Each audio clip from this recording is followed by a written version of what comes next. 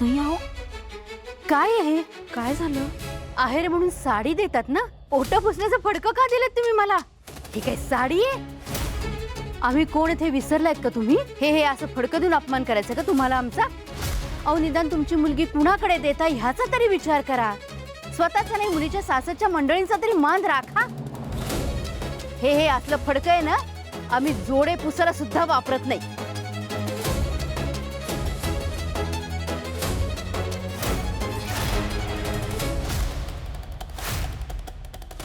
ताई हो, माफ करा आम्हाला. म्हणजे कापडातलं कळलं नसेल आम्हाला. चूक झाली, आम्ही सुधारू. परत असं होणार नाही. आम्ही जे केले ते मनापासून प्रामाणिकपणे केले आहोत. पण आता विनंती करते, हा आहेर स्वीकारा ना. तुमचा अपमान व्हावा असा हेतू नव्हता हो आमचा. नाही, तुमचा हेतू काय ते चांगलंच लक्षात आलंय माझ्या. आणि प्लीज आता हे असे नाटकं करू नका. एक लक्षात ठेवा, जोपर्यंत नवरदेवाची आत्या म्हणून माझा आणि माझ्या कुटुंबाचा नीट मान ठेवला जात नाही, तोपर्यंत नवरदेव वरपक्षाच्या खोलीतून बाहेर येणार नाही.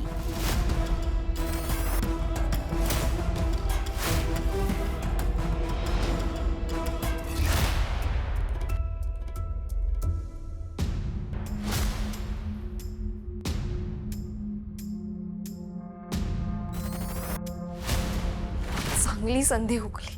ते कुंकू त्याला लागलं असतं ना, तर पूर्ण लग्नात त्याला खाज सुटली असती. छे, सगळा प्लॅन फिसकटला.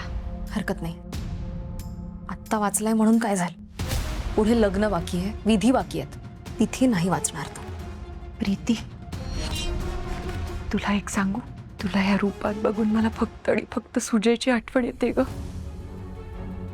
आज तो असता तर त्याच्यासाठी सजली असतीस तू. माझ्या हाताने नटवलं असतं मी तुला. आई, आज सुद्धा मी सुजयसाठीच सजलीये. त्या लोकांनी आम्हा दोघांना वेगळं केलंय ना, त्यांच्याच घरात जाते बदला घेण्यासाठी. जो मी नक्की घेईन. दादा आणि सुजयला वचन दिलंय मी, जे मी नक्की पूर्ण करेन. पण आई, आपण खुश आहोत, आनंदी आहोत आणि शांत राहावं लागणार आहे, असं सगळ्यांना दाखवावं लागेल. हा दिवस त्या गायकवाडांच्या आनंदाचा शेवटचा दिवस असेल.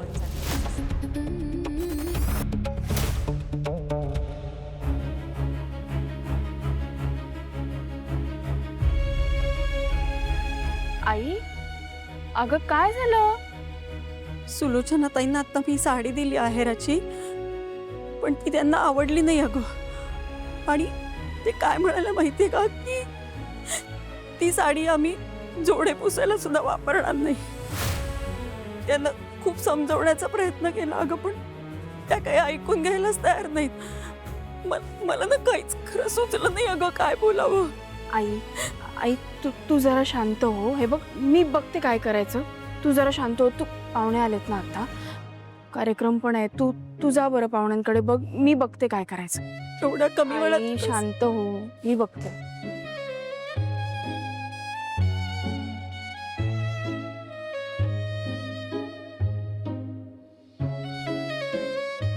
हे आत्याचं काहीतरी नवीनच आहे. आता काय करू?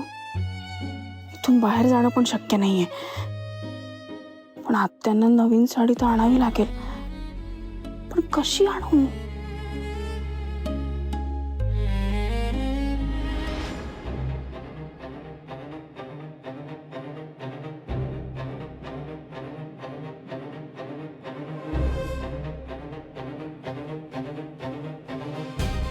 सुलोचना, काय चाललंय तुझे? काय नाटक आहेत परत ही? नाटक? कसलं नाटक? आता काय केलं मी दादा? काहीच झालं नाही असं वागून नकोस. ते बघितलं त्या जयश्रीताईंशी तू कशी वागली असते. बघितलंयस ना? मग काय चुकतंय माझं? काहीच चुकलं नाही असं वाटतंय तुला? आल्यापासून बघतो मी, सारखी चिडचिड सुरू आहे तुझी. काय प्रॉब्लेम काय आहे तुला? आणि आता तर काय साडी हवी आहे तुला? सुलू, तुझ्याकडे साड्या कमी आहेत का ग? आहेत त्या कधी आवडीने नेसलेल्या दिसलेल्या नाहीत, मला बघितलेल्या नाहीत मी. पण आपल्याला माहिती आहे त्यांची परिस्थिती काय आहे, तरी ते झेपेल तसं जमेल तसं करतायत बिचारे. का अडथळा आणतेस तू? कारण ती मुलगी सून म्हणून मला या घरात नकोय. दादा, याआधी तुला सांगितलं, पुन्हा सांगते, ती मुलगी आपल्या घराची राख रांगोळी करेल. बास झालं सो. लग्न ठरल्यापासून ऐकते मी, ती मुलगी अशीच आहे, मुलगी तशीच आहे. काय वाईट केलं गे तिने तुझं किंवा आपल्या घराचं? उलट हे लग्न ठरल्यापासून आपल्या घरामध्ये आनंदाचं वातावरण आहे, सगळ्यांच्या चेहऱ्यावर आनंद दिसतोय. मग काय प्रॉब्लेम काय आहे तुझा? अगं एवढा मोठा साड्यांचा व्यापार आहे आपला, रोज एक साडी बदलायची म्हटलीस तरी साड्या कमी पडणार नाहीत, एवढ्या साड्या देऊ शकतो मी तुला. मग अशी का वागतेस तू? आणि काय ग, तुला आपल्या घराच्या प्रतिष्ठेची नेहमी खूप काळजी वाटत असते ना? तर 4 लोकांसमोरचा तमाशा करताना आपल्या घराच्या प्रतिष्ठेला धक्का बसेल असं वाटलं नाही तुला कधी? हे बघ सुरू, स्वराजला ती मुलगी पसंत आहे, त्या दोघांचं छान जुळतंय, ते दोघं एकमेकांना समजून घेतात. मग प्रॉब्लेम काय आहे? सुलू, मी नेहमी लोकांना सांगतो, गीतांजली गेल्यावर सुलूने ती जागा घेतली, हे घर सांभाळलं. मला सांग, गीतांजली असती तर त्या जसं वागली असती? तिनं असं केलं असतं? नाही, कधीच असं वागली नसते. मला माहिती आहे तू सुद्धा अशी वागली नसतील, पण तू ना उगीच त्या मुलीबद्दल काहीतरी ग्रह करून घेतलीस. हे बघ, शांत राहा, शांत डोक्याने विचार कर.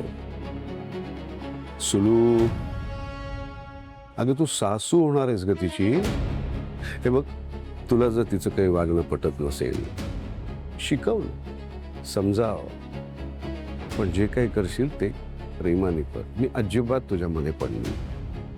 पण आता हे लग्न होणार म्हणजे होणार, आणि त्यात मला तुझ्यामुळे विघ्न आलेलं चालणार नाहीये. दादा, ती मुलगी आपल्या प्रत्येकाचं आयुष्य बर्बाद करणारे कसं कळत नाहीये रे तुला? कारण मी तुझ्यासारखे तिच्याबद्दल कुठलेही ग्रह करून घेतलेले नाहीयेत. आणि अजून एक, तुला कितीही वाटत असलं ना तरी ह्या घरची मुलगीच आपलं घर सावरेल, हे शब्द लक्षात ठेवायचा. पण त्यासाठी आधी तिच्याशी आपल्याला नीट वागावं लागेल. आपण जे पेरतो तेच उगवतं ग सुलू, आणि तुझ्या हातून कुठलीही चुकीची पेरणी होऊ नये असं वाटतंय मला.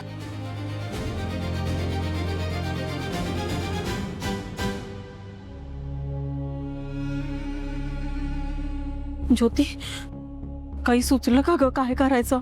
हे बघ आई, आपण आत्ता लगेच तर नवीन साडी नाही घेऊ शकत. मी ना सरळ जाऊन बोलते आत्यांशी की हे बघा, तुम्हाला जो मानपान करायचा आहे ना तो आत्ता लगेच शक्य नाही आहे. लग्नानंतर हवी तर तुम्हाला जी साडी हवी आहे ना ती आम्ही देतो, पण आत्ता लगेच तर नाही जमणार. ज्योती, तुला काय वाटतंय, मी हे त्यांना सगळं बोलले नसेन का? पण ते ऐकून घ्यायलाच तयार नाहीत अगं. मला टेन्शन आलंय. म्हणजे आपण साधे रीतिरिवाज नीट करू शकत नाहीये, अख्खं लग्न कसं पार पडणार आहे कुणास तू? आई अगं जरा शांत हो ना तू. हे बघ, मी समजावते ना त्यांना, ते समजून घेतील. मी पुरुषोत्तम काकांशी जाऊन बोलते, त्यांना मी हे सगळं सांगितलं ना तर ऐकतील अगं ते. आणि कुणी नाहीच ऐकलं ना तर सरळ पाया पडीन त्यांच्या. पण तू नको काळजी करू, बघू आपण. पडावंच लागेल. नाही, तुला पाया पडावंच लागेल, विनंती म्हणून नाही तर माझे उपकार म्हणून. मी तुझ्यावर उपकार करते म्हणून पाया पडावं लागेल. आता तुम्ही दिलेली साडी स्वीकारते मी, पाठवून द्या नंतर ती घरी. पण एक लक्षात ठेवा, तुमची मुलगी आमच्या घरी आल्यानंतर 24 तास तिच्यावर कडक लक्ष असेल माझं. आणि ती जरा जरी चुकली तर मग काही खैर नाही तिची. ताई, खूप आभारी आहे तुमची. तुमच्या मुलीवर कडक लक्ष असेल ना माझं. आणि कुठे आहे, कुठे ती गौरीवर पूजाला बसली ना? हो तिला म्हणा जरा मनापासून पूज. मुहूर्त जवळ आलाय.